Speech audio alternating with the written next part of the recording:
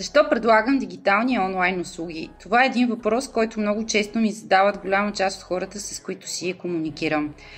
Сега се включвам, за да ви отговоря съвсем честно и искрено на този въпрос. Правя това, защото от личния си опит, тъй като голяма част от мои много близки хора са в чужбина доста дълги години назад, се налагаше да помагам на тях.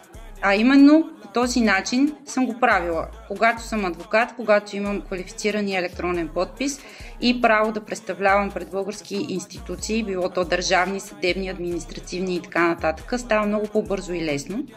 В крайна сметка, на база на този си опит, аз в даден момент прецених и реших, че мога да съдействам и да помагам и на други хора, които имат нужда от такава услуга. Предимно хора, живеещи в чужбина, които или не се прибират с години, или се прибират рядко и за малко и всъщност нямат достатъчно време и възможност, както и опит да се справят с българските институции. Точно за това реших да почна да съдействам в тази посока на всички хора, които имат необходимост от представителство на територията на България, когато те са в чужбина.